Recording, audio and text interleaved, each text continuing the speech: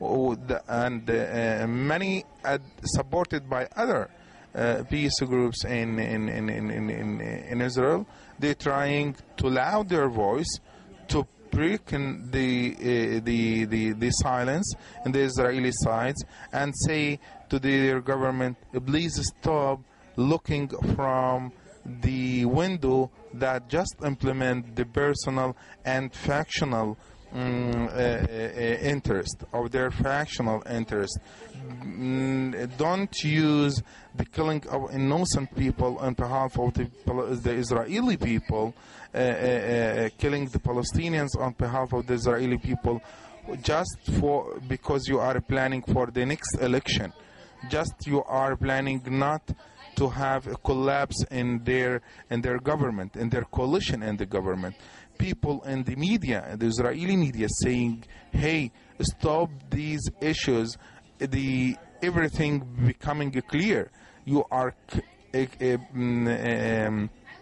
admitting international crimes against people in Gaza, against people in West Bank, on behalf of us, for a limited point of view. I understand also that there's some international and local actions right here in Cleveland in support of the actions by the peace groups in Israel, Gush Shalom, and the Campaign to End the Siege group in Palestine.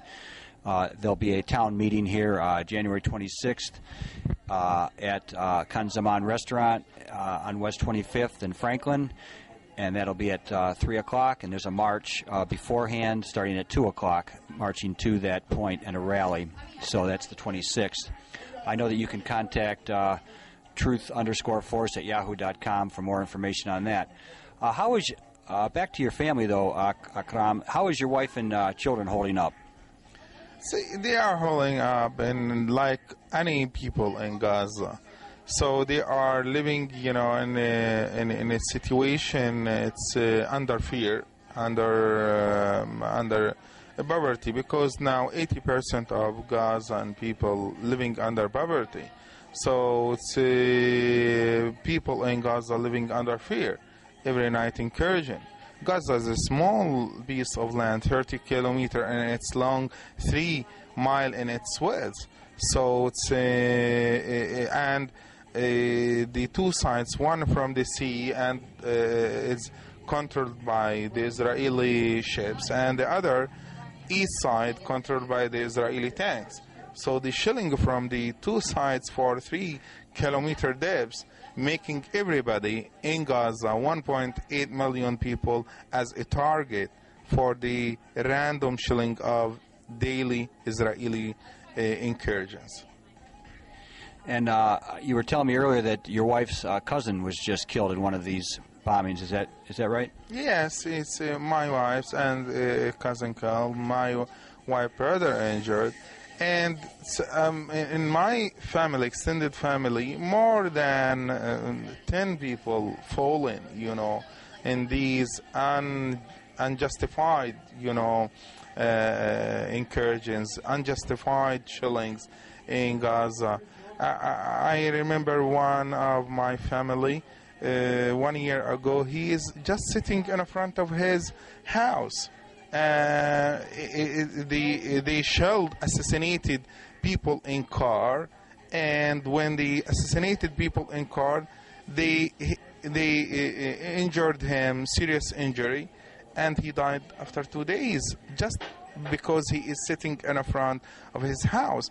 And by the assassination, assassination is a legal act internationally, the assassination tool or means in Gaza, usually they assassinated 1 or 2, but in this assassination that happened from the airplane, killed more people around the assassinated car or the target, and a majority of them innocent people, children, elderly people sitting in their house, people walking in the street.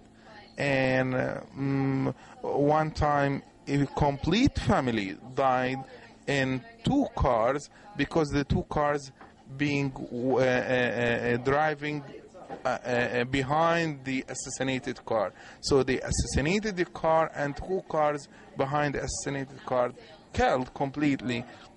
And this family, it's done, so just because the assassination way. Well, this is a blatant disregard for human life and disregard for international law. And U.S. taxpayers, I hate to say it, but are responsible in part by sending their money over to this major superpower in the United States. Is there anything that you would like to say to the people, the taxpayers of the United States, in closing today? I'm really appealing for taxpayers to support peace and security for Israel and for Palestine. Because if we solve the Palestinian case in West Bank and in Gaza, and Palestinians being lived together with Israelis, then the peace will be prevailed in all the Middle East. So peace are not started from Iran or from Iraq. Peace can start from Palestine, the historical problem between Israel and between the Palestinians. So I am asking the taxpayer to allow their voice for peace, for security, for the security of Israel, and to implement peace and justice in the Palestinian territories, to support economic development project in Gaza and in Israel, instead of developing or sending by this tax dollar more weapons and more bulldozers to demolish houses in Gaza and West Bank. Send their dollars to build, to give a life for people, not to kill people, not to end lives of their people. And by the way, in the 3 books, Christianity, Judaism, and Islam, they are saying if you save a life of one person, like you saved the life of all the humanity. So from this context, we need our tax dollar to invest it in giving a life for people, not to use this dollar to kill people, to make war. It sounds like a first step for this whole action would be to at least to stop the siege, first of all, and stop the humanitarian crisis in Palestine. And then secondly, achieve justice and peace. So I hope that people will be asking the questions of their government about this, our U.S. government, their representatives, their senators, asking them to end the siege. I think that's probably number one. Yes. Actually, it's when some people met the officials in the administration and saying or mentioned the siege for them on Gaza, or mentioned the Israeli action on the ground, unfortunately they know everything about the situation over there. If you ask a representative at the Capitol about if they know about the Palestinian crisis or the siege on Gaza, they will say, yes, we know. But no itself does not make a change. If you need a change and to be a responsible person in your position, you have to make things different. You have to make something that change the situation from worst to better. And I might appeal through this channel to ask all the representatives at the House, to ask every non-governmental organization, every activist, every citizen in the United States to loud his voice for justice. Because if you heard about the situation and you have the ability to do something that make things different and it change the situation for better, can save life of certain peoples, you will be conciliated with yourself, internal conciliation. If you are not doing this, you are not internally consolidated, and you are not going to feel